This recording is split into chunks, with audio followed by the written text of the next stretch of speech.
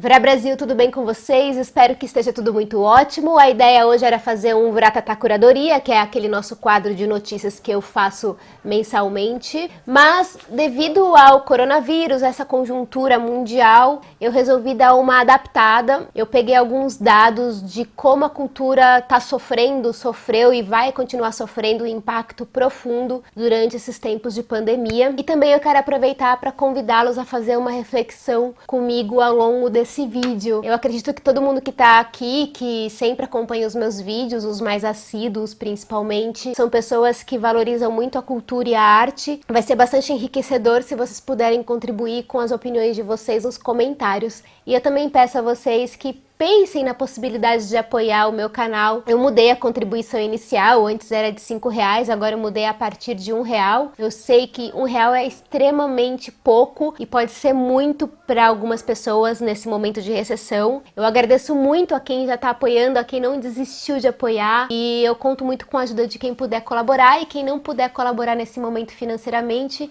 eu sempre digo que outras formas de apoiar compartilhando o vídeo, curtindo, comentando, recomendando o meu canal para os amigos, porque quanto mais longe esse canal chegar, mais a possibilidade de eu conseguir reverter isso em trabalhos fora do YouTube, em monetização dos meus vídeos, que é um valor muito pouco, chega a ser até simbólico, mas tudo isso ajuda de alguma maneira a Tarsila, que aqui faz conteúdo semanalmente para vocês, e nessa época de quarentena tem vídeo praticamente todos os dias. Todas as atividades culturais, shows, teatro, cinema, visita a museus, toda a cultura, todos os artistas foram impactados pela pandemia, porque todas essas atividades exigem uma aglomeração de público imensa. A gente começou com alguns cinemas sendo fechados aos poucos, alguns teatros foram sendo fechados. Aqui no Brasil, pelo menos, a gente não tem mais sala de cinema aberta, a gente também não tem nenhum teatro funcionando, nenhum museu funcionando, e acredito que em grande parte do mundo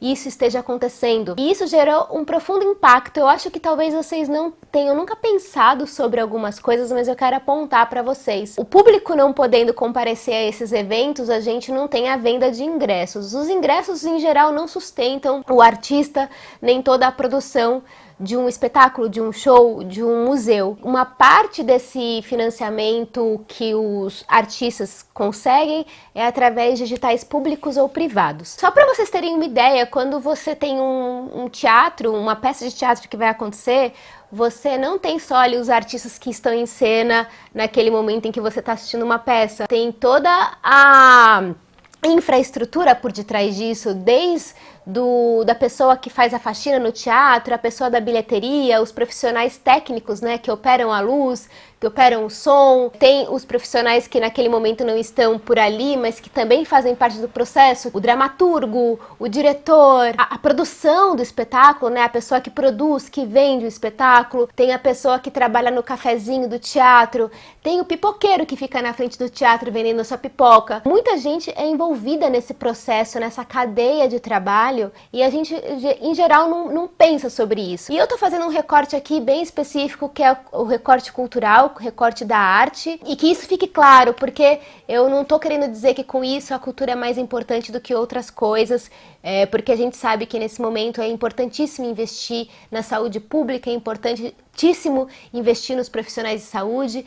Eu não tô colocando uma coisa em detrimento à outra, mas é um recorte específico porque faz parte do tema que a gente discute aqui nesse canal. Então, por conta desses cancelamentos todos os profissionais envolvidos nessa cadeia foram impactados. E eu peguei aqui um dado muito interessante, eles não estão atualizados, tá? Mas só para vocês terem uma pequena ideia, de acordo com os dados do IBGE de 2018, cerca de 5 milhões de pessoas trabalham no setor cultural brasileiro, e esse número representa 5,7% dos trabalhadores do país. Eu vou falar aqui só algumas das coisas que foram canceladas no Brasil, tá? Vamos focar em Brasil. O festival Lollapalooza, ele foi adiado para dezembro, e em 2019 esse festival teve 250 mil pessoas que participaram durante 3 dias. A gente tem aqui em São Paulo também a Virada Cultural, que foi adiada para setembro, e a gente também teve mais ou menos uns 5.000 shows cancelados. Isso significa em números um prejuízo de 442 milhões de reais. No cinema, gente, o impacto foi brutal. Tem uma estimativa de que a perda foi de 5 bilhões de dólares e só na China tiveram 70.000 salas fechadas de cinema. Aqui em São Paulo e no Brasil as salas foram fechando devagarzinho, mas agora estão todas fechadas.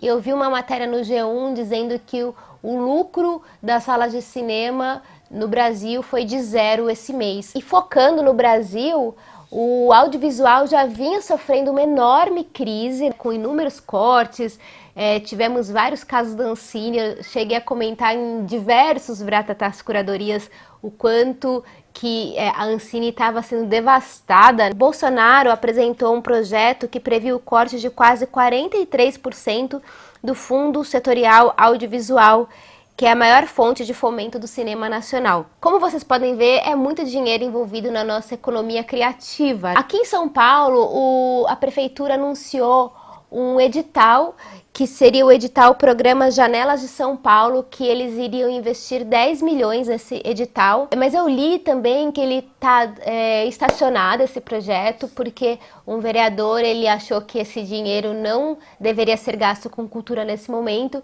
e sim investir esse dinheiro para o SUS. Eu acho que esses momentos de crise são momentos para a gente reavaliar como que a gente pode, como artista, continuar trabalhando, continuar movimentando a economia. Como que a gente consegue sobreviver nesse período? A gente vê que tem muitas pessoas fazendo lives, muitas pessoas dando cursos online, tem shows acontecendo pela internet, tem muita coisa acontecendo pela internet, sobrecarregando inclusive a demanda de coisas para consumir, o que de alguma maneira é bom, porque a gente sempre consegue se reinventar em meio à crise, e por outro lado é ruim também, porque é tanta coisa acontecendo ao mesmo tempo, é tanta oferta ali, que você não sabe nem para onde que você vai. E eu convido vocês para fazerem uma reflexão aqui comigo do quanto que esse período de pandemia, do quanto que esse momento de introspecção que a gente vive, que a gente não sai das nossas casas, o quanto que a cultura ela é fundamental no nosso dia a dia. Porque a gente fica em casa, a gente tem que buscar coisas para fazer, atividades para a gente não enlouquecer. Então a gente recorre a ler um livro, a gente recorre a ver filmes, ver séries, busca a contação de história, busca uma peça de teatro online, a gente escuta a música para relaxar. Quanto que toda essa cadeia de profissionais da cultura,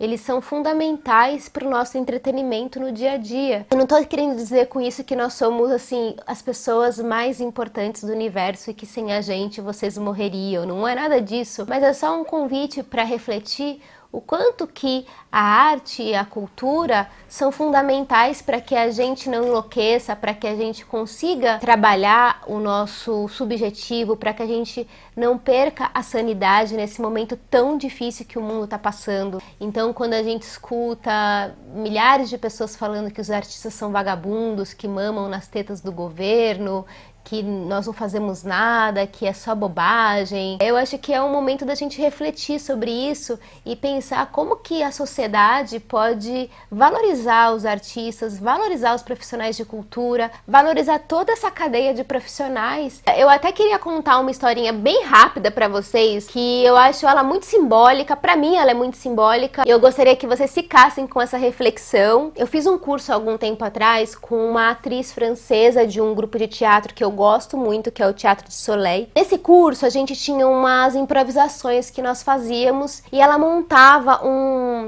uma estrutura com uma cortina. E essa cortina, alguém tinha que abrir a cortina para o ator entrar em cena e ele realizar a cena dele. E a cada improvisação que ia acontecer nesse palco, a gente precisava de 2 cortineiros. Isto é, a gente precisava de 2 pessoas que fossem para trás da cortina, puxar a cortina na hora que a cena fosse acontecer, para o ator principal entrar e fazer a sua cena. Muitas vezes a cena começava meio mais ou menos, porque o cortineiro ele atrasava na hora de puxar a cortina, ele não abria a cortina no tempo certo. Então a gente levou inúmeras broncas por conta de que o cortineiro não estava funcionando. Ela falava assim: tudo é importante, o cortineiro é importante, o ator que vai entrar em cena é importante, a pessoa que vai colocar a luz na hora certa é importante, toda a cadeia é importante para a coisa acontecer. A cultura é importante, assim como a saúde é importante, assim como a educação é importante. Por que a gente tem que escolher as importâncias? Todos os profissionais de todas as áreas têm a sua importância e agregam alguma coisa para a sociedade. Eu não acho que o mundo vai mudar completamente depois que tudo isso passar. Eu acho que os interesses vão continuar sendo do capital sempre, mas se existe alguma ponta de esperança, eu gostaria de apontar esse novo mundo, sabe? Que a gente valorizasse o outro com tudo que ele tem de potencial, com tudo que ele pode contribuir, porque todo mundo pode contribuir de alguma forma para esse mundo ser um mundo melhor. Queria saber muito o que vocês pensam de tudo isso. Muito obrigada por estarem aqui como sempre e a gente se vê no próximo vídeo. Um beijo imenso e tchau!